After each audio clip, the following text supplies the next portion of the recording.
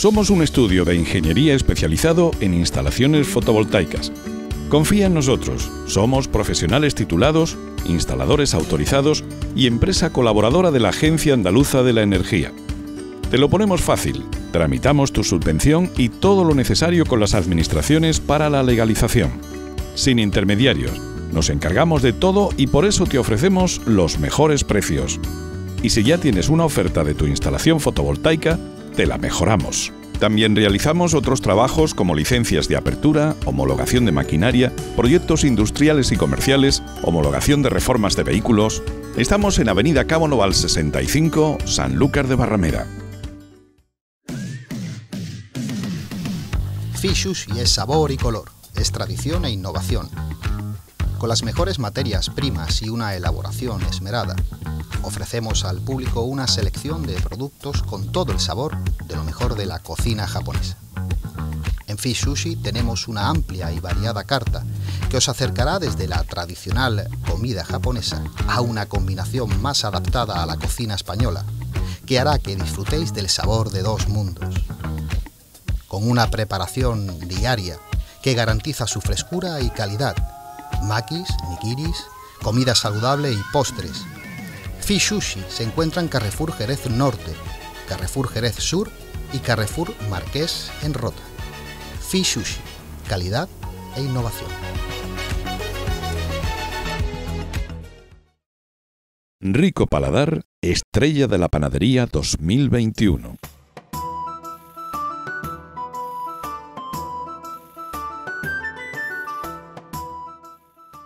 En Rico Paladar trabajamos con una selección de las mejores harinas que se elaboran en antiguos molinos de piedra por el sistema tradicional. Son harinas de grano completo, con el germen y todos sus nutrientes. Harinas integrales, semi-integrales y cernidas, limpias sin aditivos. En ningún caso utilizamos harinas refinadas ni preparados industriales. Trabajamos con harina de trigo, centeno, espelta, sarraceno, maíz, avena, trigo duro y así como una serie de cereales ancestrales que se están volviendo a recuperar su producción. Rico Paladar ofrece esta información a las personas que apuestan por una alimentación saludable.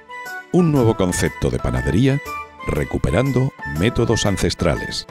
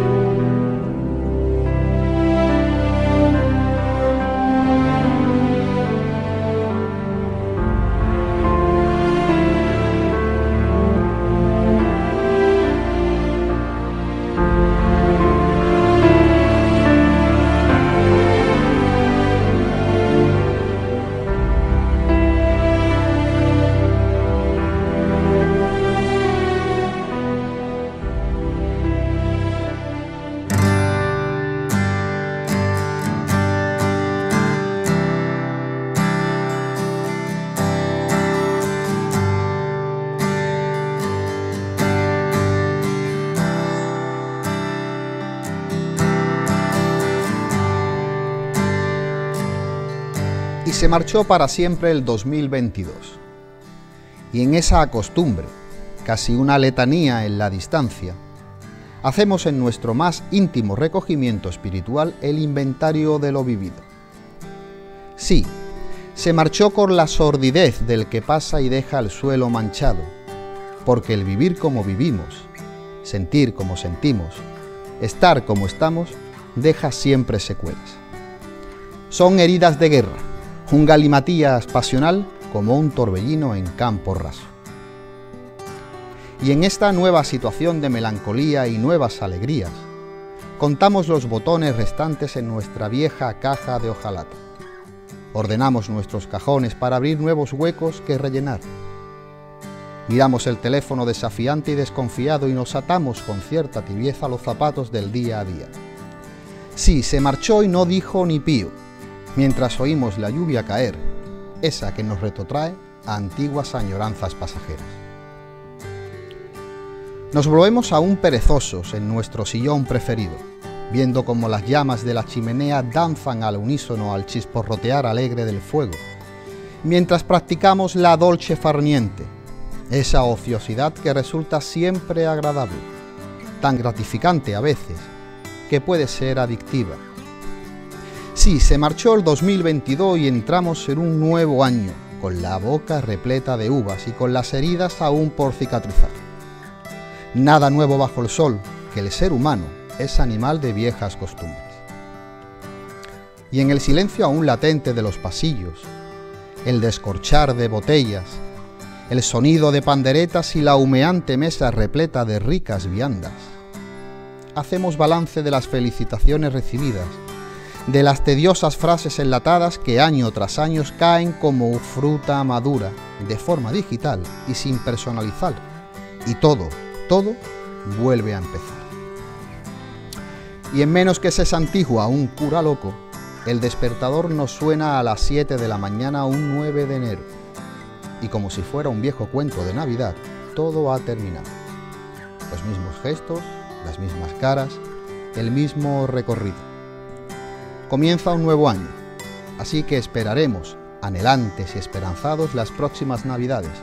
Quizás, y recalco la palabra quizás, estas nos traigan cosas vibrantes con las cuales soñar para el próximo año. Muy buenas noches a todos, mi nombre y quien os habla Rafael Montaño García. Sean muy bienvenidos a Café de Levante. Y hoy en Café de Levante nos rodeamos de libros, nos rodeamos de publicaciones y hablamos del mundo de la editorial. Y para eso se encuentra con nosotros Daniel Lanza y Javi Fornell, en este caso miembros de la editorial Kaizen Editores. Bueno, todo un placer, desearos un feliz año, por supuesto, y gracias por encontraros con nosotros y con nuestros espectadores en Café de Levante. Gracias a ti. Bueno, hemos estado hablando antes de comenzar, ¿no?, fuera de cámara, de la importancia de los libros, de la publicación, y os pregunto a los dos, ¿no?, ¿qué ha significado para vosotros rodearos de libros y rodeados de literatura y de cultura? Empiezo yo. Pues a nivel, siempre en realidad creo que Javi y yo hemos estado rodeados de libros, tanto a nivel de lectores como escritores, y esto para nosotros fue un paso importante a nivel profesional ya. Entonces se puede decir que actualmente vivimos lo que siempre hemos querido, ¿no?, lo que siempre nos ha gustado desde otro punto de vista. Y para mí, personalmente, lo que es la editorial ha sido un cambio importante, un punto de inflexión importante en mi vida. Y darme cuenta también de si de verdad estábamos hechos, o yo personalmente, al menos yo estaba hecho para dedicarme al mundo del libro, de manera profesional, que es lo que en el fondo siempre he querido también, ¿no? Oye, Javi, ¿piensas que, como le he comentado a tu compañero, estás rodeado de buena literatura, de libros, de ese ambiente, ¿no?, que se impregna con el mundo de los escritores y de la investigación? ¿Puede ser una buena herramienta, un buen arma contra la necedad de este siglo XXI, ¿no? Hombre, del siglo XXI, del siglo XX y de cualquiera que quiera. La cultura al final es lo que te da. Los libros te dan cultura y te saca, te da pensamiento crítico, te permite razonar, te permite ver la vida de una forma diferente. Es verdad que en nuestro caso, en el caso de los dos, llevamos rodeados de libros desde que somos niños. Nuestras casas están llenas de libros. En mi caso además he sido bibliotecario, con lo cual encima vengo de ese mundo, y esto es más allá que simplemente salir de la necedad o buscar una cultura. Era un paso casi lógico en nuestro desarrollo personal. Es decir, hemos sido primeros lectores, los dos escribimos, y el siguiente paso era ver si también podíamos editar con calidad, claro. La verdad que en estos días, ¿no?, que estamos un poquito atascados, ¿no?, de canciones de famosas criticando y de la prensa dándole tanto bombo y tal, al final esto termina siendo un oasis, ¿no crees? Sí, es una forma de evadirte, siempre lo ha sido. La literatura es una forma de irte también del mundo y de encontrar otros mundos, otros campos, de viajar con la mente, Eso es fundamental. Y más en esta época, no ya solo por las canciones que todos hemos escuchado, aunque no hayamos querido escuchar en estos días. Y la que nos queda por escuchar, sino porque además estamos en un mundo muy inmediato, muy visual, en el que se ha perdido la pausa, en el que se ha perdido el sentarte, coger un libro o ponerte una película que dure 2 horas o 1 hora y media. Se ha perdido ese momento de asueto personal de cada uno. Y la literatura nos permite desconectar de todo, la literatura en libro o en ebook, que no importa, pero nos permite desconectar de toda esa inmediatez, de todo eso visual y estar un rato pausados, que no es poco tampoco. Pero además pasa algo, yo creo que algo bastante contradictorio, ¿no? Porque hablamos de esa prontitud, de esa inmediatez, de esa falta de concentración que pueden tener mucha gente en las nuevas generaciones por culpa de las pantallas y de la inmediatez que tenemos, pero en cambio, por ejemplo, hablando con otros editores, hablando con gente del mundo de la edición y del mundo de los libros, se ha consumido más literatura en España en estos últimos años, por ejemplo, gracias a la pandemia. Sí. No sé si la habéis notado o lo has podido notar. Nosotros realmente somos hijos de la pandemia, nacimos, donde empezamos a crecer fue durante los primeros confinamientos. Esto fue lo mismo que para la gente, la literatura fue una especie de revulsivo para nosotros.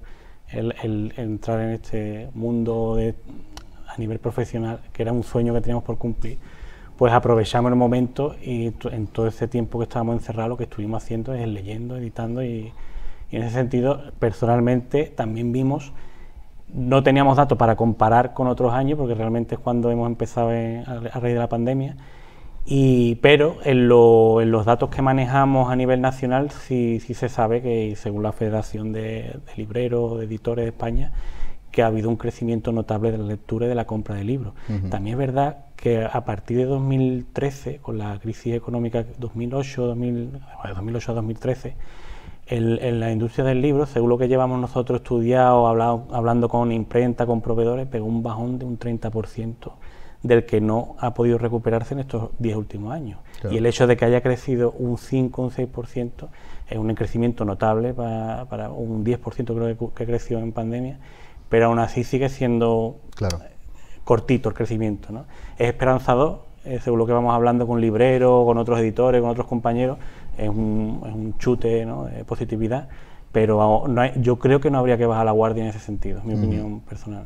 Sí, yo creo que la pandemia además supuso el que al no poder salir de casa tienes que buscar algo que hacer.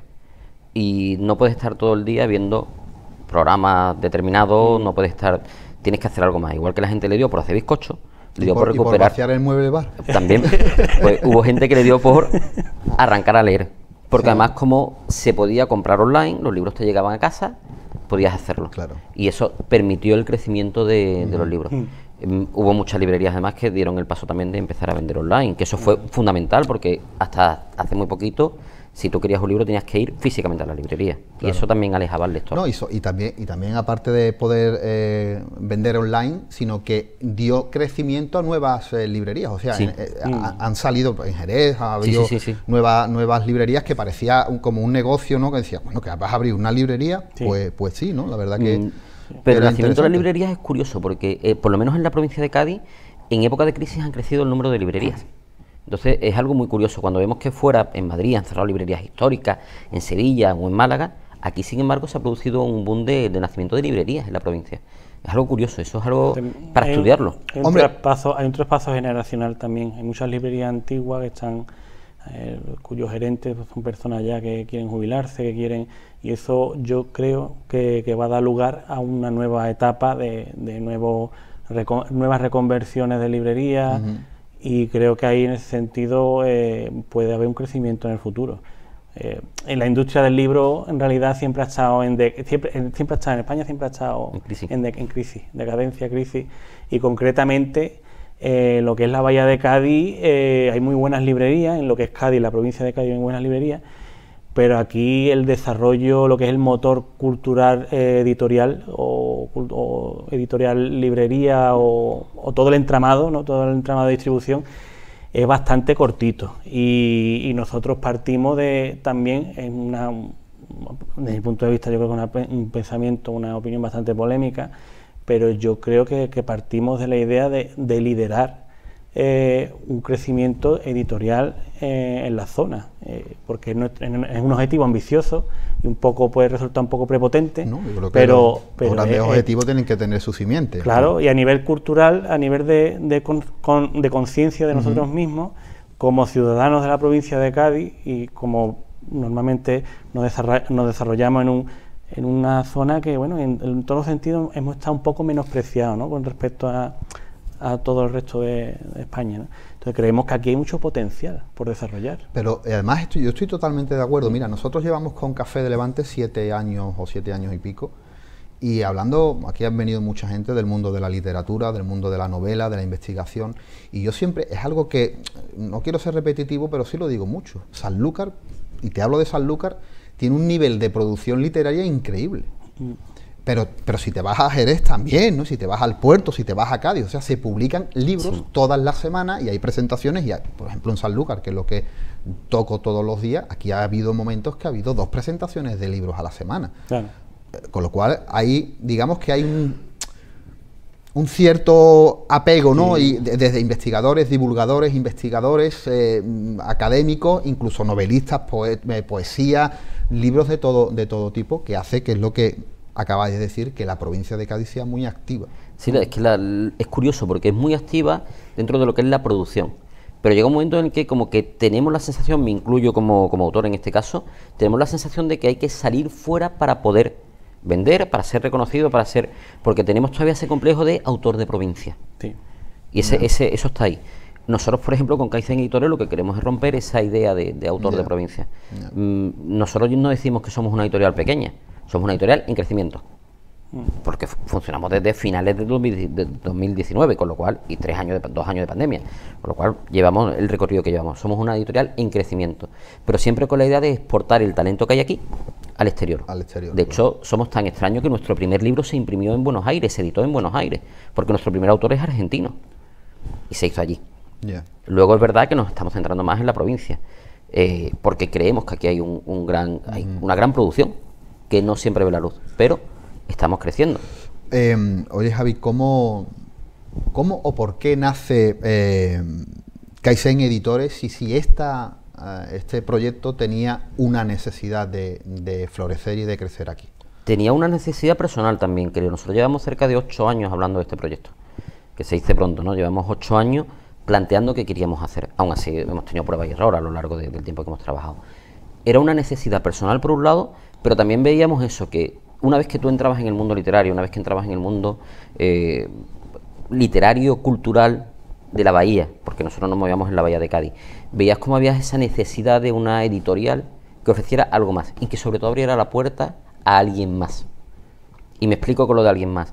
Desgraciadamente el mundo literario es el que es, y se movían unos cauces dentro de la zona, había unas X editoriales que movían a X autores. Pero si tú salías de ese cauce, ese círculo no publicaba. Es el caso, por ejemplo, de Alberto Puyana, que es uno de los autores de la provincia de Cádiz con más premios literarios. Y sin embargo no había conseguido publicar en una editorial de la provincia de Cádiz hasta ahora, que ha publicado Corporinse Punto, que es una maravilla. Pero no había conseguido entrar. Bueno, pues nosotros abrimos esa puerta a esos otros círculos que están dentro de los círculos literarios. Muy Creíamos que eso también era importante a la hora de Kaizen Editores. Quizás era uno de los objetivos de Kaizen Editores. Bueno, y dentro de Kaizen Editores, ¿qué aporta ese tándem que está formado, en este caso por tu persona, por Dani y por Javi? Pues, bueno, Kaizen Editores no se entiende sin Javi, no se entiende sin el conjunto de los dos. Es lo que hemos creado, una especie de sinergia imbatible con nuestras serias diferencias matrimoniales, pero al final yo creo que los dos en cierto modo aportamos cada uno lo mejor de nosotros, y al final hacemos un equipo grande, ¿no? Un equipo propio de una editorial en crecimiento, como dice Javi. Y en un momento dado quizás la diferencia en lo que pueda aportar cada uno a la hora de empezar las líneas editoriales, porque nosotros empezamos como una empresa de servicios editoriales de autopublicación, en la que la gente llega y paga por publicar, hasta que decidimos que entre los dos podíamos elaborar un catálogo propio. Ahí es donde empezamos a ver, creo yo, la aportación más importante desde lo más profundo de cada uno. Entonces, en ese sentido, nos aprovechamos de Javi, de su corriente, de sus contactos académicos, para empezar la línea de tesis y de divulgación académica. Sí, es un tema que vamos a tocar. A mí personalmente siempre me ha gustado mucho más la narrativa, que es donde yo a nivel de lector y a nivel de escritor también me desarrollo un poco, y hemos creado líneas como la de género negro, novela histórica, y Impacto, que es una colección que tiene mucho de Dani, en el sentido de que es una colección de géneros inclasificables, por así decirlo. Son esos libros que queremos leer, pero que son más minoritarios, que no todos los lectores van a acceder a ellos, están fuera de los géneros. Claro. Y normalmente no tienen cabida en las editoriales. Entonces ahí, y eso es mucho de Dani, dijo, estos libros, ¿por qué no vamos a darle un espacio? Y hemos creado esa colección. No, es un espacio con una imagen reconocible, en el sentido de que a nivel de diseño editorial cada portada, todas no son iguales, que llevan imágenes diferentes, pero tienen el mismo tono de color, la misma tipografía, no son diseños de cubierta diferentes, ¿no? Y ahí lo que dice Javi, van entrando un poco aquellas escritores o noveles o inclasificables que, bueno, realmente le hemos lanzado ahora en diciembre con la Odisea del Labrador, de Juan Marín, de un escritor murciano. Con el objetivo también, esta colección tenía el objetivo de hacer algo más contemporáneo, más genérico, para que nuestro catálogo no fuera solamente ni local, ni tuviéramos un poco de todo, porque partimos de la idea de que aunque utilizamos herramientas de nuestro entorno para crecer, cada línea puede ser universal en ese sentido. Claro, totalmente independiente, ¿no? Claro. Bueno, me vas a permitir, Dani, que te lea una pequeña estrofa que dice: decidimos que nuestro logotipo sería un panda porque siempre sería mejor que una empresa se identificase con un animal, con el que se puede intuir la personalidad y filosofía de esta. En el panda simboliza la serenidad y la tranquilidad de vivir reposado, sin una aparente agresividad, observando la vida y con un toque oriental, ya que Kaizen es un método de mejora continua, un sistema de trabajo inventado en Japón durante su crisis económica. No sé si me voy a volver a repetir, pero ¿crees, Dani o Javi, creéis que en cierta manera el mundo necesita de alguna forma parar nuevamente máquinas, volver a mirar hacia adentro, respirar más tranquilo, quitarnos piedras de la mochila que nos ponemos todos los días y no sé si cambiar, yo sé que esto quizás es una utopía, pero cambiar un poco la manera que tenemos de llevar nuestra vida porque yo la veo peligrosa y la veo contraproducente en todos los sentidos. Estamos cargados de estrés, cargados de ansiedad, queremos llegar a la fuerza, no tenemos, en la mayoría de los casos hemos perdido el concepto de la paciencia, no sé cómo lo veis y os dejo esta pregunta como un guante encima de la mesa. La respuesta es sí, tenemos que parar, debemos parar. Nos hemos metido en una vorágine de correr, de una política del pelotazo, en el sentido de ya no hace falta formarte, no hace falta estudiar, no hay cultura del esfuerzo, y lo que importa es tener éxito hoy, ahora y aquí. Eso lo vemos sobre todo en generaciones mucho más jóvenes que nosotros, que lo que buscan es ser el Ibai de turno, el hacer un canal de YouTube y hacerse rico, multimillonario, pero se ha perdido todo el camino intermedio. En todo ese camino intermedio está la paciencia, el ir subiendo escalón a escalón, peldaño a peldaño, ir avanzando. Eso lo hemos perdido. Saber escuchar. Saber Gente escuchar. que no sabe escuchar, no es capaz de atender una conversación. Ni entender un texto crítico, porque como estamos habituados a me llega una imagen, un meme, somos la sociedad del meme. Con el meme yo me informo, no, con el meme no te informas, te ríes, claro, pero no te informas. Eso se ha perdido por el camino. Entonces hace falta sentarse, hace falta parar, hace falta pensar. Y para pensar hay que parar. Como eso se ha perdido, mientras que no recuperemos esos espacios de pensamiento crítico, de pararse, de mirar al mundo, de mirar a la gente que tienes alrededor, la sociedad está abocada al fracaso. Eso, siempre que hemos corrido demasiado, hemos terminado reventando. Claro. De hecho, eso extrapolado al mundo editorial y al mundo de la publicación, queríamos que fuera una máxima, es decir, el hecho de hacer las cosas de otra forma, de una forma más detallada, más artesanal. Más fuego lento. Sí, forma parte de nuestro pequeño decálogo editorial. Entonces, nosotros hemos estado como observadores en el mundo editorial, como hemos participado en el mundo editorial inevitablemente, y ahora esa necesidad esto es una necesidad, ¿no? Lo que tú dices de pararse, de hacer las cosas de otra forma, es una necesidad.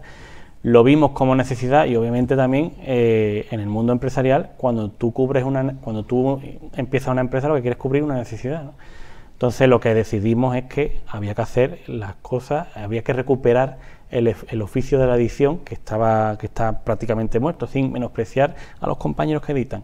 Pero se ve mucho en las grandes editoriales que ya no hay editores, y nosotros queríamos recuperar el oficio de la edición, es decir, recibir los manuscritos, seleccionarlos, tratarlos, darle un trato digno, un trato personal digno a los escritores también, hacer las cosas un poco de forma diferente, ya no solamente en el mundo editorial, sino tal y como comentas tú, Rafa, a lo que estamos acostumbrando, ¿no? A ir rápido, con un interés mercantil, que el interés mercantil tiene que estar, tiene que haber una necesidad de cubrir, pero no materializarlo todo y que lo primero sea... Sí, que sea la piedra angular, ¿no? De hecho, hay una cosa que le llama mucho la atención a los autores cuando llegan, que lo primero que dicen es cuándo se va a publicar.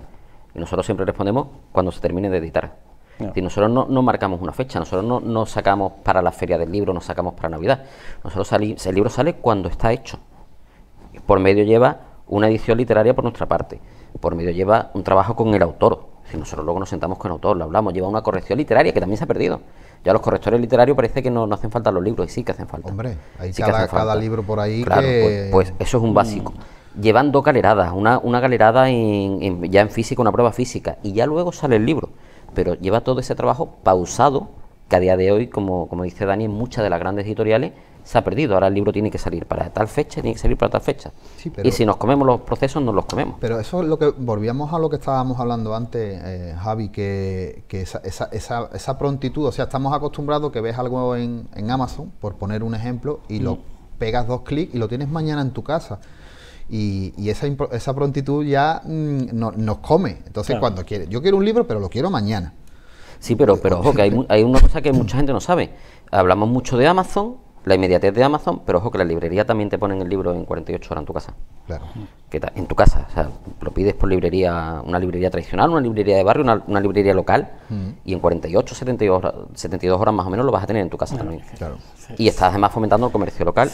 Y sí, libros con más calidad. Sí, Javi, creo yo, físicamente. Es que se puede, no hace falta renunciar a la tecnología, al desarrollo tecnológico, y aplicar, se puede evolucionar con el desarrollo tecnológico y tener esa inmediatez, ¿no? Ese desarrollo, sin renunciar a las cosas más tradicionales o los procesos más artesanales que han contribuido a que nos desarrollemos como humanidad también, ¿no? Porque el comercio, la empresa, el mundo artesanal crea sociedades fuertes, ¿no? O sea, Lucar es ejemplo, claro, de ciudad comercial. Claro.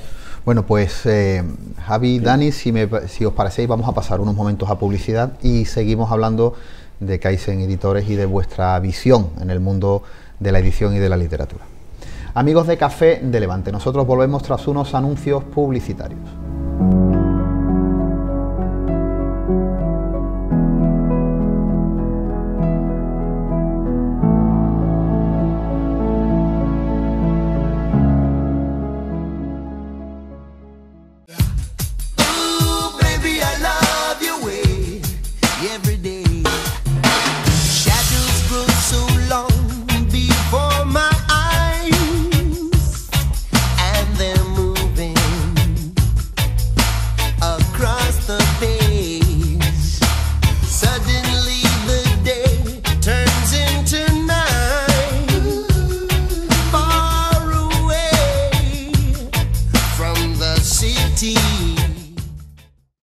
Somos un estudio de ingeniería especializado en instalaciones fotovoltaicas.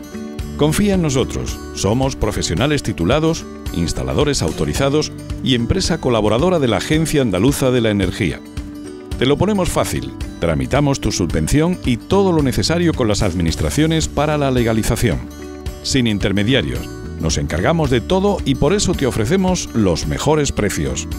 Y si ya tienes una oferta de tu instalación fotovoltaica, te la mejoramos. También realizamos otros trabajos como licencias de apertura, homologación de maquinaria, proyectos industriales y comerciales, homologación de reformas de vehículos, Estamos en Avenida Cabo Noval 65, Sanlúcar de Barrameda.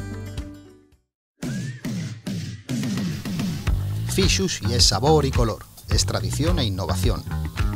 Con las mejores materias primas y una elaboración esmerada, ofrecemos al público una selección de productos con todo el sabor de lo mejor de la cocina japonesa. En Fi-Sushi tenemos una amplia y variada carta que os acercará desde la tradicional comida japonesa a una combinación más adaptada a la cocina española, que hará que disfrutéis del sabor de dos mundos. Con una preparación diaria que garantiza su frescura y calidad, makis, nigiris, comida saludable y postres. Fi-Sushi se encuentra en Carrefour Jerez Norte, Carrefour Jerez Sur y Carrefour Marqués en Rota. Fi-Sushi, calidad e innovación. Rico Paladar, estrella de la panadería 2021.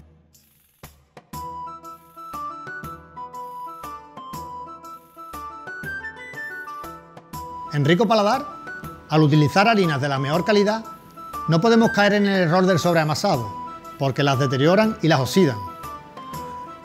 Nuestros amasados son cortos para conservar todas las propiedades del grano. Para dar fuerza a nuestras masas, compensamos con numerosos pliegues, largos reposos y lentas fermentaciones, que le darán al pan todo el sabor del cereal y aumentará su conservación una vez horneado.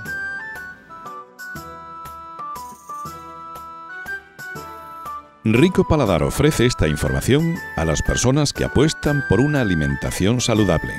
Un nuevo concepto de panadería, recuperando métodos ancestrales.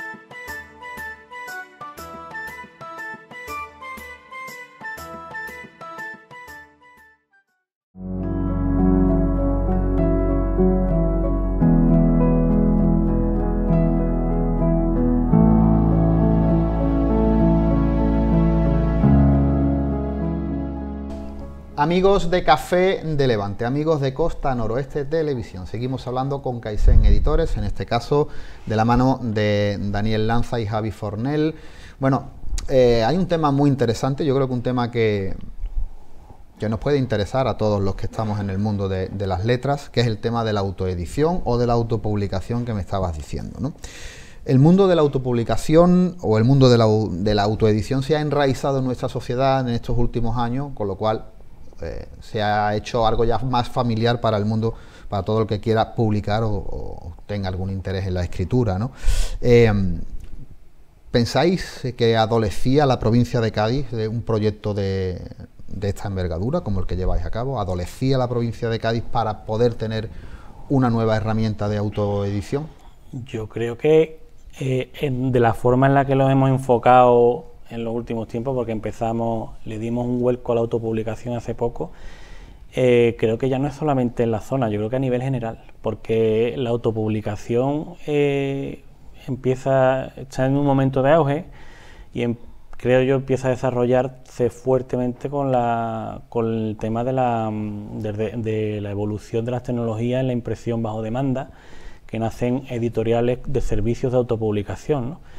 Y eso ha dado lugar a que haya un crecimiento bestial de la autopublicación, que es lo que pasa cuando crece tanto algo o se crea una burbuja que puede pinchar en cualquier momento. En este caso yo tengo una opinión, que es que debido a la mansalva de manuscritos, de cosas que se publican, muchas de ellas sin revisar y con una dudosa calidad, ¿no? Entonces nosotros empezamos a ofrecer el servicio, de hecho empezamos solamente con servicio de autopublicación, intentando ofrecer algo diferente, una edición más cuidada. De hecho diferenciamos autopublicación de autoedición, porque pensamos que una persona no se puede autoeditar, tiene que haber siempre un editor de por medio, con lo cual el auto ahí pierde notoriedad, ¿no? Entonces la autopublicación es un término mucho más sugerente en ese sentido, porque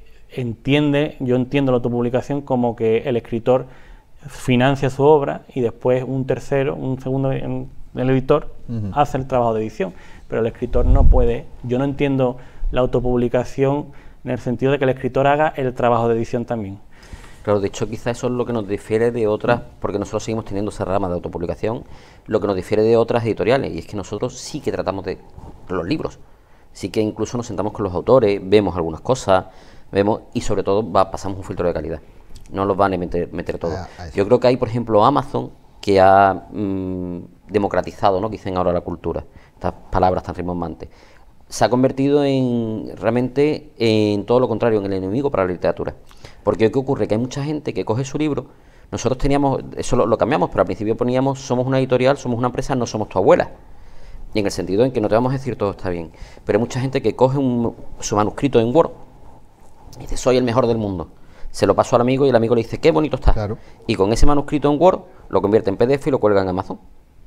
Y ahora tú tienes ahí una cantidad ingente de literatura, de autores, sin filtro, sin controles muchas veces ni siquiera gramaticales y ortográficos, que están creando una literatura que tú llegas ahí, buscas la literatura ahí y sales huyendo. Es que, mira, acabas de dar con el dedo. Yo te tenía preparada una pregunta de romper la tajamar, ¿no? Y yo siempre he pensado, además algo que hemos hablado cuando nos hemos reunido amigos del mundo de la publicación, del mundo de la edición, escritores, investigadores, que está bastante bien, que yo creo que es muy democrático que cada uno pueda publicarse y hacer con su trabajo lo que quiera, pero hay un pero, que es que la autopublicación sin filtros, digamos que crea un problema de sobredimensionar, ¿no?, el mundo literario con obras de muy mala calidad. Sí. ¿Qué es lo que pasa? Que el que se acerca por primera vez, la persona que ve una portada atractiva, un nombre atractivo, se acerca por primera vez a la literatura, a alguien joven o a alguien mayor, y se encuentra algunos libros que, oye, sin que se ofenda a nadie, no tienen ningún tipo de rigor ni académico, ni histórico, y si hablamos de novela ni calidad literaria. Y ni calidad literaria, para pegar un portazo y no volver. Sí, es que hay dos cosas, y eso, Dani, yo se lo he escuchado alguna vez. No es lo mismo poner la P con la SPA y sabes escribir, a crear una historia, Tú puedes escribir sin cometer una sola falta ortográfica, pero no saber escribir un libro. Y no tiene profundidad. No tiene profundidad, los personajes son planos, no etcétera, contextualizarlo etcétera. Bien, no tener... Y para eso el trabajo del editor es fundamental, porque te va a ayudar a hacer eso. Pero si tú eso no lo tienes, si tú no tienes ningún tipo de filtro, lo colocas y luego te encuentras que llegas a leer ciertos libros y todos los libros son iguales, todos los personajes son iguales, todos son planos, no hay nada más. ¿Qué es lo que ocurre? Que mucho lector joven, sobre todo el lector joven, está leyendo por una aplicación que se llama Wattpad. Entran ahí a leer. Y están leyendo una literatura donde hay literatura de muchísima calidad y literatura muy mala, muy mala, muy mala. ¿Qué es lo que ocurre? Que el que tiene suerte y coge la literatura de calidad luego va a dar el salto a seguir leyendo. El que está en el otro lado va a decir esto, o se queda en esa literatura, que bueno, por lo menos está leyendo, pero va cogiendo vicios, o se va, porque se aburre. Claro. Y eso lo vemos, yo lo veo con mis sobrinos, 16, 17, 18 años, que leían en Wattpad, algunos han saltado a leer en libros y otros. Y también, Daniel, pasa, por ejemplo, que hay muy buenos escritores que no tienen la suerte de dar el salto, que tienen muy buena pluma y se pierden entre tanta marabunta de libros que no saben. Sí, claro. Eso en realidad yo creo que pasa menos debido a esto, a esta saturación que hay. Entonces ya antes era más fácil que pase. Ya entra dentro de esto lo que es la personalidad del escritor, porque si una persona introspectiva, más tímida, que no se abre al mundo, prefiere tener sus cosas en un cajón y no publicarlo, pues ahí quizás es un componente importante para que esa persona no se conozca. Pero hoy en día, gracias a las redes sociales, que es otro componente interesante que interviene en el tema de la difusión literaria, la gente cada vez se atreve más a publicar un texto tal, y hay mucha, como pasa con la autopublicación de Amazon y tal, hay mucha saturación de malos textos, pero hay otros que son muy buenos, y en ese sentido nosotros estamos pendientes, porque nosotros como editores, yo creo que de buen editor también es rastrear. Y una tarea importante que tenemos como editores es rastrear en redes sociales y en sitios. Pero yo, en el tema de la autopublicación, creo que ha influido negativamente, y esto lo llevo observando yo un tiempo, el hecho de que cuando empieza Amazon con su servicio de autopublicación, que es diferente a lo que son nacimientos editoriales de autopublicación, ahí puede entrar cualquiera y subir un Word y venderlo.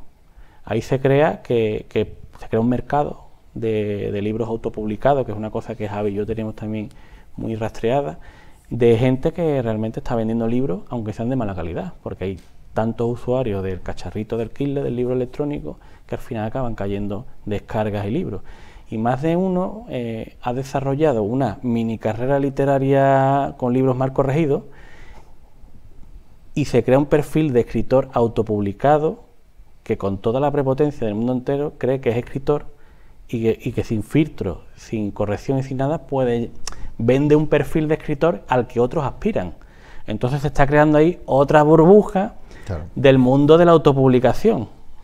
Que a ver, como digo yo, Javi, cómo rompemos eso, cómo entramos nosotros a cambiar eso, porque ya eso ya Además, él tiene la teoría de que el día que se pelee el matrimonio y él le pega el botoncito, se acaba Amazon. Jeff Bezos, el día que, porque claro, es una página web, y yo en nuestra página web de la editorial podemos cambiar lo que queramos. Yo creo que él, el día que diga esto, de hecho la mujer de Jeff Bezos fue la que inicia, que es una amante de la literatura, es la que crea el servicio de autopublicación de Amazon y desarrolla la conexión entre el Kindle, suscripción de Kindle. Entonces, claro, el día que este hombre le dé al botoncito de cerrar el servicio de autopublicación, todo el entramado de escritores autopublicados que se pagan una Play cada 3 meses, con lo que ganan se pierde. Va al cajón de los higos. Bueno, Dani, hablando, hay dos frases que me llamaron mucho la atención, que es control total del manuscrito y financiación de la publicación. ¿Cómo se lleva o cómo se desarrolla esas dos frases? Bueno, eso es una de las cosas que vemos positivas de la autopublicación. El control total del manuscrito quiere decir que el escritor no pierde, no es que pierda los derechos, sino que tiene los derechos del libro. Cuando tú haces un contrato de edición y el editor pasa a tener los derechos de explotación del libro, pues hay unas condiciones que se firman por contrato, pero en el tema de la autopublicación no pasa eso. Nosotros lo que intentamos hacer es beneficiarnos de esos toquecitos o esos cosas buenas que tiene autopublicación y potenciarlas en la dirección que queremos nosotros. Entonces vemos que la libertad que te ofrece autopublicar, aunque no podamos tener un filtro fuerte, entrar en el catálogo que queremos ofrecer como un catálogo propio, que sea a publicar por encargo, sí que podemos asesorar a esa persona que tiene el control de ese manuscrito y darle un plus de calidad. Pero el control significa eso, que la persona tiene, hasta el último momento, tiene los derechos del libro. Y el otro que era que no me... Pues teníamos control total de la edición y financiación, en este caso. Financiación. Pues aquí el escritor es el que financia su obra, y lo que sí hemos notado en los últimos tiempos, que es el vuelco que le hemos dado a la autopublicación, es que vemos que hay una intención comercial ahí, y nosotros intentamos enfocar la autopublicación de manera que no obligamos al escritor a que se cargue de libros. Es decir, le intentamos que la persona, no abusar de esta persona que viene a pagarnos la edición, porque podría ser, es muy jugoso decirle a una persona, o un pensamiento muy esto, decir, no, a ti te hacen falta 300 libros. ¿Sí? Tú vas a contratar tu servicio de autopublicación, pero queremos que nos pague 300 libros. Eso, desde nuestro punto de vista, no es honesto. Se gana más dinero de esa forma, pero creemos que una persona que se mete en el mundo literario financiando su libro, lo que quiere es publicarlo y ya está. Entonces intentamos poner un mínimo, una tirada mínima, que no le suponga una ruina al escritor. Yeah. Entonces, nuestra idea es que tú puedas no financiar. Una vez que financies, puedas recuperar la financiación. Claro. Y que lo hagas con un número de ejemplares que sean realmente asequibles a tu forma de ser. A día de hoy, vender 1000 ejemplares es muy difícil. Y hablamos de autores. Venía hace poco unas estadísticas de que prácticamente el 90% de los autores españoles venden menos de 1000 libros al año. Y hablamos de editoriales potentes, editoriales de las grandes, de Planeta, etcétera, etcétera. Si tú eres un autor novel, que estás publicando tu primera obra o tu segunda obra, que no está dentro de los cauces, que no está dentro de los recorridos, que vas a llegar con tu libro a la librería y te van a decir, no, porque las librerías están saturadas y no tienen más espacio, y porque además vienes con tu libro debajo del brazo, con lo cual es muy complicado, no saques 300 ni 500 libros, porque para nosotros económicamente es muy rentable. Obviamente estamos sacando mucho dinero, pero como ya hemos vivido eso también desde el otro lado, es decir, desde el punto de vista de autores que en mi caso, por ejemplo, yo no he autopublicado, pero sí tenemos muchos compañeros que han autopublicado, que han sido timados, en cierta forma, porque les han exigido sacar una cantidad de libros enormes que luego están en cajas en tu casa. Pues ves sacando poco a poco, a día de hoy se puede hacer, sacando de 60 en 60 ejemplares, te sale mucho más rentable, vas a ir financiando, lo que te hacen falta más, vuelve a sacar, no tienes problema. Claro. Porque además ya te han bajado los costes, ya todos los costes de edición lo has gastado en la primera. Y a partir de ahí los costes se reducen solo a la impresión del libro. Sí, pero ahí venía un poco la trampa esa, ¿no? De esa publicidad que veíamos constantemente, ¿no? En las redes sociales, que si sacas 100 libros vale tanto y si sacas 500, dices tú, claro, es que al final me termina compensando 500, pero yo creo pero que eso que luego se te quedan en una caja. Claro. Y ahí la editorial lo que es una especie de imprenta encubierta, es decir, lo que gana realmente dinero es con la impresión del libro. Claro. Nosotros hemos estimado un volumen de 60, damos unos presupuestos de 60 libros, que es lo que nos permite respetar nuestros acuerdos con la imprenta, y creo que es algo asumible que la persona que presente el libro en una presentación con sus familiares o dando ejemplos o en prensa tal, los 60 libros, yo tienes que ser una persona muy cerrada y que viva en un campo que no tenga amigos. Nuestra experiencia es que todos los autores que han venido con autopublicación no solo han sacado los 60 primeros ejemplares, sino que han tenido que volver a sacar porque lo han ido vendiendo. Pero económicamente para el autor que viene autofinanciándose, le es muchísimo más rentable y mucho más llevadero. No es lo mismo pagar un coche de una taja que pagarlo poquito a poco. De hecho, hay autores que repiten por eso, porque su segundo libro lo sacan con nosotros, porque ve que no somos abusivos y que es fácil, ¿no? Claro. Oye, Javier, para un escritor, también tanto para una editorial, la distribución de esos libros es una parte fundamental, muy importante. Explícanos un poquito cómo es la distribución, en este caso, de Kaizen Editores. Tenemos que diferenciar en dos partes. La autopublicación va por la rama de 1:1, por la distribución a través de Logista, que es una gran distribuidora, pero es 1:1. Es decir, no están los libros físicamente en las tiendas, pero sí están en el catálogo de las tiendas, de las librerías, de los grandes centros comerciales, y en unas 72 horas más o menos, cualquier librero tiene el libro. Y funciona, lo vemos que funciona. De hecho, teníamos un libro de autopublicación que ha pasado a la distribución tradicional por una serie de motivos con el autor, que ha vendido mucho más en distribución 1:1 que en tiendas. A veces pasa. Y luego tenemos la distribución tradicional. Nosotros trabajamos con Idelibro, que es una distribuidora de Sevilla, maravillosa en todos los aspectos en nuestro caso, que te coloca el libro físicamente en una librería, que trabaja, es una distribuidora pues muy cercana, con un trato muy directo con nosotros, con el librero, y eso hace que cuando tú llegues a una librería en Cádiz, en Málaga, en Sevilla, puedas encontrarte nuestros libros en los escaparates. Es que eso es muy interesante. Y eso es lo básico. También es verdad que hay que unir dos cosas.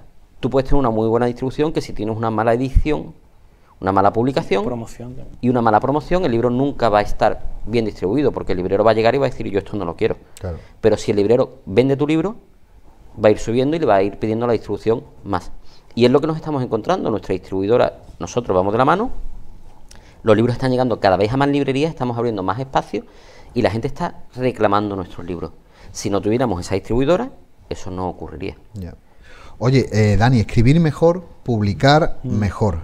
Comentas que el mundo de la editorial tiene muchas aristas. Cuéntame cuáles son esos picos cortantes o esos filos. Yo creo que desde el punto de vista, el lema de nosotros, escribir mejor, publicar mejor, es lo que te estábamos comentando, ¿no? Focalizar todo el trabajo artesanal, intentar plasmarlo en el mundo editorial, que creemos que se ha perdido eso, ¿no? Entonces, ahora que trabajamos mano a mano con los escritores, porque por una parte no tenemos una relación tan estable, tan larga con los escritores autopublicados, pero con los escritores de catálogo propio vamos de la mano durante mucho tiempo, porque tenemos un contrato de promoción largo, de edición, de distribución. Al final tenemos un trato personal con ellos, y en lo de las aristas yo creo que realmente me refería a que esto es un trabajo humano. Entonces el servicio, la vocación que tenemos tiene que ser integral con las personas, para con las personas, con lo que intentamos plasmar de la editorial, con todas esas cositas que no se ven realmente, porque tú ves el libro, ves un material físico, un producto, pero detrás lleva un equipo humano, lleva y yo creo que eso se ha perdido también.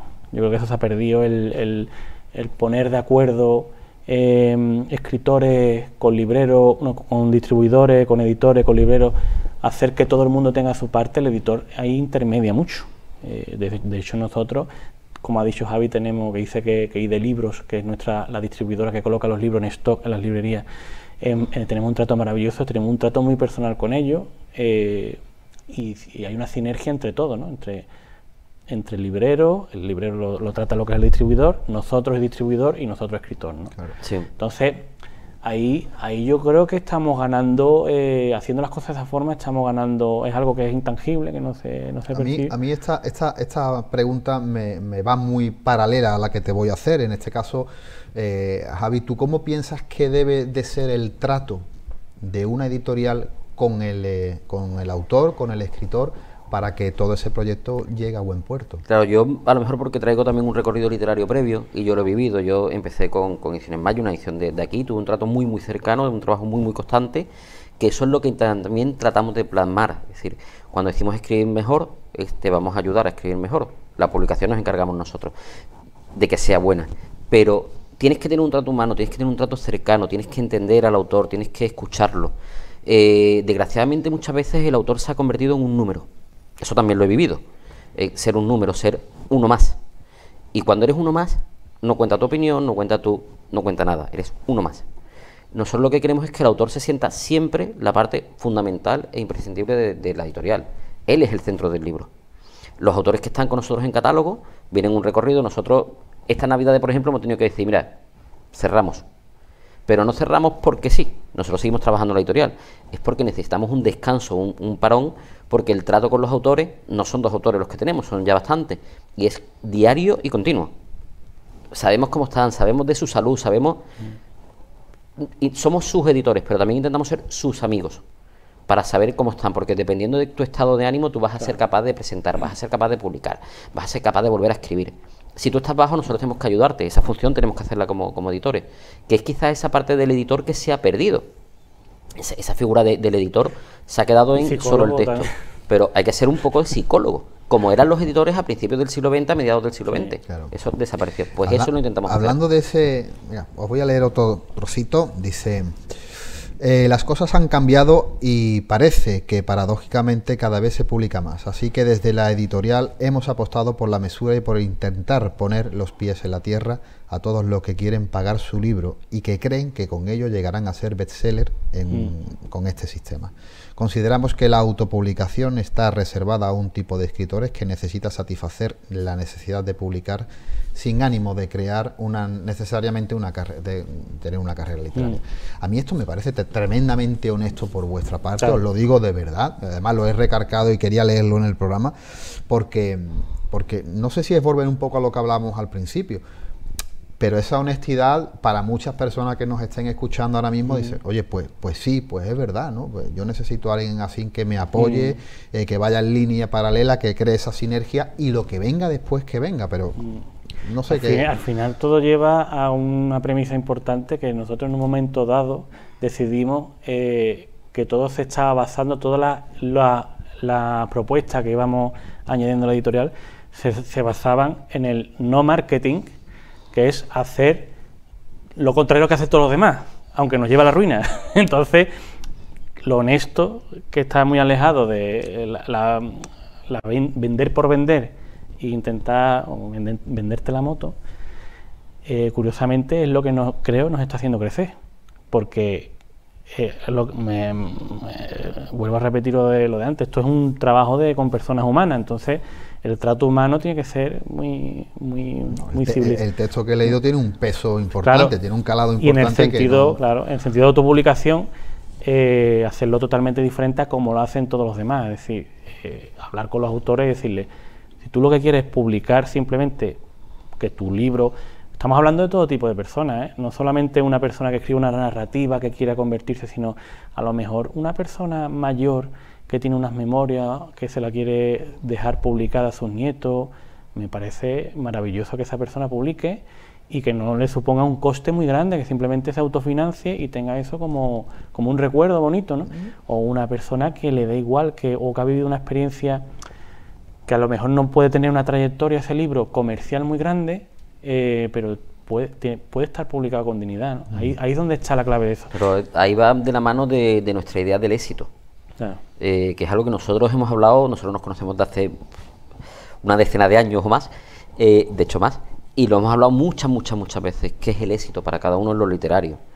Y nosotros siempre hemos dicho que el éxito es ver tu libro publicado. Ese es el éxito. Luego está el éxito económico, pero el éxito personal es ver tu libro publicado.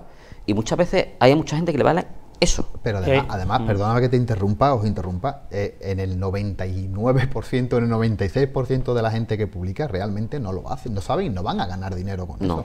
No se van a hacer, el que creía que se va a hacer rico con la literatura no se van a hacer rico, pero sí, se miente. Con lo cual es a lo que tú dices, ¿no? Realmente para ellos esa satisfacción o ese punto final, esa meta es tener tu libro publicado, que tenga una calidad, que esté revisado y te diga, oye, mira, he sacado esto, me ha costado tantos años o tantos meses, pero aquí está mi trabajo, y ese al final termina siendo el éxito. Nosotros una de las cosas que decimos además y que llevamos a gala es que tú ves un libro autopublicado nuestro y ves un libro de nuestro catálogo y no vas a ver diferencias. Claro. Son iguales. El trabajo es el mismo, el cariño es el mismo, el equipo es el mismo. El cuidado, pues nosotros tenemos un equipo detrás, el cuidado es el mismo. Porque tú quieres ver las cosas vistas en condiciones y en calidad. Claro. Ahora quería añadir yo que, hablando con lo del trato que tenemos con los autores autopublicados, que es lo que intentamos también poner los pies en la tierra, con los autores que intentan en nuestro catálogo o que queremos que hagan una carrera, porque una parte importante de nuestro rastreo consiste en encontrar escritores que quieran iniciar una carrera literaria. Yo creo, es una opinión personal, que la persona que inicia una carrera literaria, su concepción del éxito es diferente a la persona que quiere publicar simplemente para dejar un legado a sus familiares. La persona que empieza una carrera literaria se puede confundir el éxito personal y tomarlo como que el éxito es la fama. Y ahí entramos en un terreno peligroso también. Mira, ahí la palabra éxito tiene una doble, ¿no? Claro. Decía alguien que conozco que el éxito, ¿no?, es una prostituta de lujo que te amputa el alma sin remirgos y sin tapujos, ¿no? Exactamente. Es muy profunda la frase y tiene mucha razón, porque lo mismo para mí el éxito personal o el éxito en mi carrera literaria consiste en ir publicando una cosa que yo creo que esté bien escrita, que esté bien, o que en la que yo vea un progreso y que simplemente se publique, o lo mismo para mí el éxito es el nuevo Reverte, ¿no?, o el nuevo bestseller, ¿no? Entonces, cada uno pone la atalaya donde quiere. Entonces ahí yo creo que el editor tiene una tarea complicada y muy psicológica de hablar con los escritores y decirle, mira, ten cuidado porque te puede confundir y eso te puede repercutir negativamente, ¿eh? Además, muchas veces hay que dejar claro que aunque tú estés en cuarta, quinta o sexta edición, no vas a vivir de los libros. Vas a tener un capricho todos los años, es posible. Te vas a poder irte de viaje, si vendes mucho, comprarte un buen ordenador, pero no vas a vivir de los libros. Claro. De los libros es que, hablamos de Reverte, es que ni Reverte vive de sus libros, vive de las conferencias, vive de los artículos en prensa, vive de Zenda, vive de otra serie, pero ni él vive de sus libros. Ojo, cuando yo digo carrera literaria, que es lo que comenta, que se ha ido al plano económico, carrera literaria yo cuando lo digo es, aunque tú no vivas de los libros, tenga un recorrido y que el día de mañana tu obra, tu legado artístico tenga una coherencia y tengas ahí algo que tú has querido plasmar, ¿no? Inconscientemente, que al final, cuando vemos la carrera de los escritores, muy al final vemos que este escritor ha aportado esto o ha creado esta tendencia. Javi, hay un tema que hablamos antes fuera de cámara, pero que también lo habéis comentado en la trayectoria del programa, que es esa línea de edición para trabajos de investigación. Bueno, sabemos que aquí en la provincia hay muy buenos investigadores, divulgadores, historiadores, y acogéis también ese trabajo académico que es tremendamente necesario para dar cabida a todos esos investigadores y que hacen un trabajo de archivo enorme para poder sacar esos trabajos a la luz. Cuéntanos un poquito cómo se desarrolla. Eso nace un poco de mi trayectoria. Yo vengo del mundo de la historia. Hace ya en el año 97 fundamos una asociación que era Ubisum, en la que publicábamos revistas científicas desde un punto de vista histórico, publicábamos libros, etcétera, etcétera. Desgraciadamente eso desapareció y una vez que montamos la editorial yo veía la necesidad de a todos esos autores, investigadores que estaban fuera de los círculos propiamente universitarios, que habían salido de la universidad pero seguían investigando, seguían trabajando, darle cabida, que pudieran publicarse, porque desgraciadamente hay muchas tesis que se habían quedado en el olvido. De hecho, la primera con la que empezamos es de un autor de Cádiz, que la tesis había quedado sobre la diosa Isis, que es una tesis maravillosa, pero como no era un tema muy atractivo, pues se había quedado directamente pues en los repositorios digitales de la UCA, con lo cual no salía de ahí. Y nosotros queríamos darle visibilidad a esas tesis, a esos trabajos que tú te dedicas muchos años a hacer, que te hace ilusión verlos también publicados, pero que además que son un pozo de nuestra historia y de nuestro futuro. Si se quedan solo en un repositorio digital, otros investigadores no van a poder acceder a ellos, porque desgraciadamente no acceden. No te vas a los repositorios de las tesis a buscarlas. Tú buscas lo que tienes en papel, haces tu búsqueda en internet, encuentras los libros publicados y ahí trabajas. Después vienen los problemas de, es que esto ya lo tenía yo publicado hace... Claro. Pues nosotros lo que buscábamos era darle cabida a eso, pero además con una doble vertiente. Desgraciadamente, cuando tú estás fuera de los círculos académicos, si tú quieres publicar tu tesis doctoral, te cuesta muchísimo dinero. El objetivo era, nosotros, por algunas tesis las financiamos completamente nosotros, y otras, que a lo mejor son menos, lo que hacemos es un sistema mixto. Tú no vas a financiar la tesis, pero te lo sacamos en 1 a 1. ¿Qué quiere decir eso? Que el libro no está en stock en librerías, pero cualquier persona lo puede acceder a ellos. Es un sistema de autopublicación, pero igual, honesto. ¿Para qué te vamos a obligar a sacar 300 tesis? Si a lo mejor vas a vender a lo largo de toda tu vida, vas a vender 5. Bueno, pues vamos a hacerlo de esa forma. Se coloca en depósito legal, con lo cual ya está en Biblioteca Nacional, ya queda registrado, está en las bibliotecas provinciales, está en sistema 1.1, cualquier persona la puede comprar, está en digital, que eso es algo que normalmente no se hacía, sino que tú ahora vas a buscar el ebook y vas a tener la tesis también en ebook, y cualquier persona en cualquier lugar del mundo que quiera comprarlo, puede comprarla. Bien. Y la tienes. Pero no te obligamos a pagar 6, 7.000, 8.000 euros por sacar la tesis. Y decirte, es que te la vamos a colocar en librería. Es que aunque te coloquemos una tesis en librería... Hombre, sobre... Es que hay libros académicos evidentemente escritos, ¿no?, de una forma académica, y que no van a tener el mismo recorrido. Muchas fuentes de pie de página y tal y cual, que bueno, hablar... Luego tenemos la otra vertiente, es decir, tenemos libros que son académicos vinculados a la zona en la que nos movemos, a la provincia de Cádiz, que decimos, bueno, pues esto merece la pena, aunque sea una tirada muy cortita, merece la pena darle el salto a librería, meterlo en esto. Y lo hemos hecho, nos hemos encontrado, por ejemplo, con el libro de las Salinas, que ha sido un boom, y ha vendido muchísimo. Tenemos otro libro, yo pongo el caso para no vender a nadie, el mío, Linaje Gaditano a la Baja Media, que no ha vendido tanto, pero ahí está, nos lo han pedido en una librería, está en las librerías. Pero buscamos esas dos vertientes, pero sobre todo darle visibilidad a esos investigadores que están en la zona y que no tienen cabida. Eso es interesantísimo. Y a eso le unimos la rama de divulgación histórica, que no es lo mismo. Bueno, Daniel, y ya para terminar, tenemos encima de la mesa una serie de libros, donde está ese mismo libro de las Salinas, y hay otra serie de... Bueno, en fin, cuéntanos un poquito y cuáles son los autores que tenéis en cartera, cómo ha ido. Vamos a terminar haciendo un pequeño balance de ese 2022, qué esperáis para el 2023... Pues, abierto lo dejo. Este año hemos iniciado, para mí, todos los autores tienen importancia, pero en el último trimestre hemos iniciado lo que es nuestra colección de género negro, con Corpore Insepulto, que no sé si lo puedo... Sí, cógelo, claro. Este libro es de Alberto Puyana, y es el escritor que comentaba Javi antes, no sé si era fuera de cámara o lo ha comentado, es que tiene... ¿Cuántos premios literarios lleva Alberto? Cuando lo fichamos llevaba 35 y ahora creo que lleva 42. 40 y tantos, sí. Le vamos a tener que actualizar la biografía de la solapa, porque bueno, es un experto en ganar concursos literarios. Y además tiene una técnica narrativa magnífica, potente.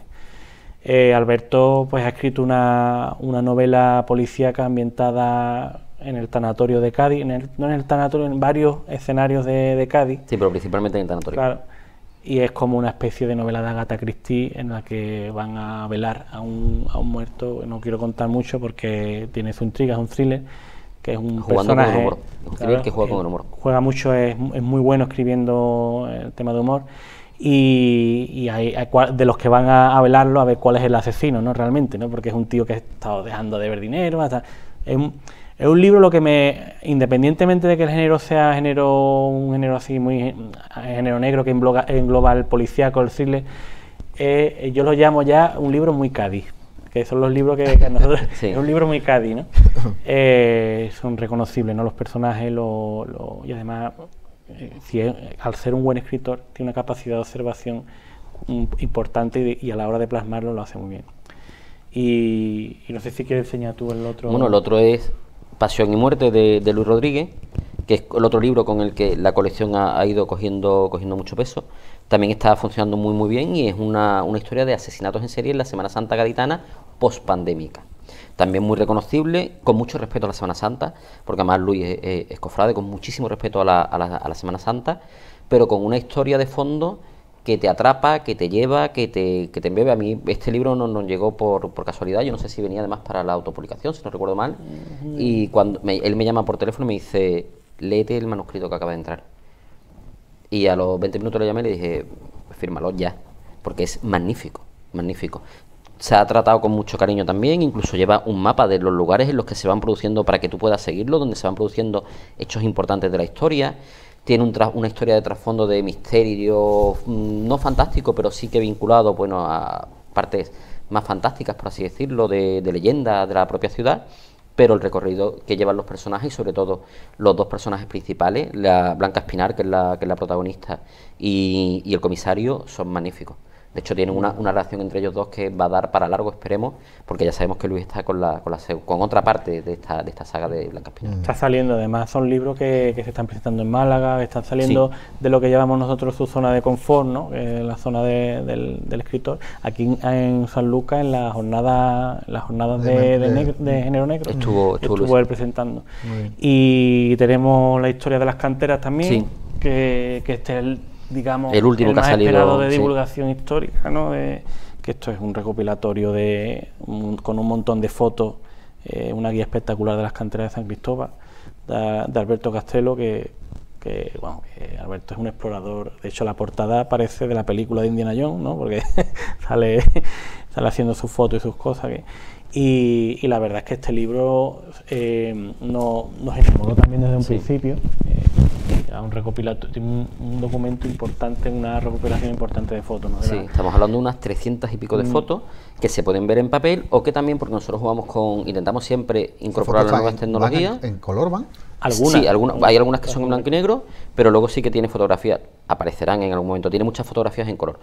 Pero aparte de ello, jugamos con la inclusión de un código QR, de forma que tú entras al código QR y tienes todas las fotografías a la máxima calidad, todas en color, en un enlace, en este caso de Flickr, si no recuerdo mal, porque así controlamos también las descargas y demás. Pues nada, jugamos con ello. Ha sido un verdadero placer, ¿eh? La verdad que yo tenía muchísimas ganas. Yo sigo por las redes sociales, que algo bueno tiene las redes sociales, que nos acerca en estas cosas y nos alejamos de otras basuras, ¿no? que nos inundan.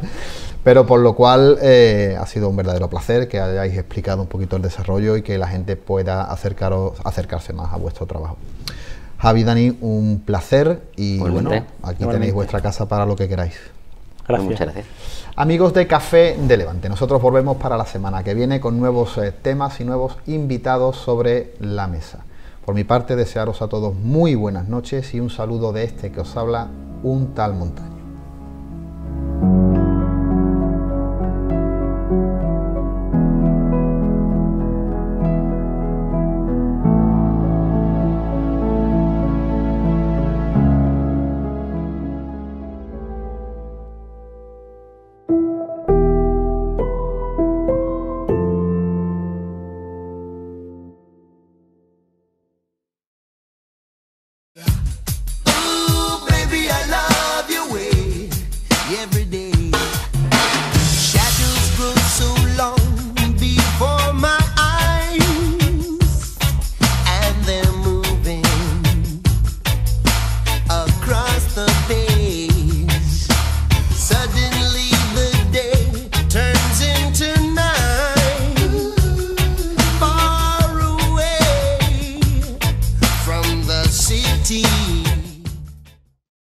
Somos un estudio de ingeniería especializado en instalaciones fotovoltaicas. Confía en nosotros, somos profesionales titulados, instaladores autorizados y empresa colaboradora de la Agencia Andaluza de la Energía. Te lo ponemos fácil, tramitamos tu subvención y todo lo necesario con las administraciones para la legalización. Sin intermediarios, nos encargamos de todo y por eso te ofrecemos los mejores precios. Y si ya tienes una oferta de tu instalación fotovoltaica, te la mejoramos. También realizamos otros trabajos como licencias de apertura, homologación de maquinaria, proyectos industriales y comerciales, homologación de reformas de vehículos. Estamos en Avenida Cabo Noval 65, Sanlúcar de Barrameda. Fish Sushi es sabor y color, es tradición e innovación. Con las mejores materias primas y una elaboración esmerada, ofrecemos al público una selección de productos con todo el sabor de lo mejor de la cocina japonesa. En Fish Sushi tenemos una amplia y variada carta que os acercará desde la tradicional comida japonesa a una combinación más adaptada a la cocina española, que hará que disfrutéis del sabor de dos mundos. Con una preparación diaria que garantiza su frescura y calidad, makis, nigiris, comida saludable y postres. Fish Sushi se encuentra en Carrefour Jerez Norte, Carrefour Jerez Sur y Carrefour Marqués en Rota.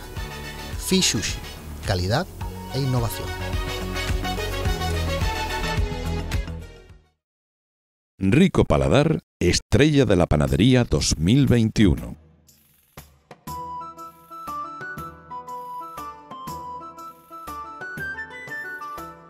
En Rico Paladar, al utilizar harinas de la mejor calidad, no podemos caer en el error del sobreamasado, porque las deterioran y las oxidan. Nuestros amasados son cortos para conservar todas las propiedades del grano. Para dar fuerza a nuestras masas, compensamos con numerosos pliegues, largos reposos y lentas fermentaciones, que le darán al pan todo el sabor del cereal y aumentará su conservación una vez horneado.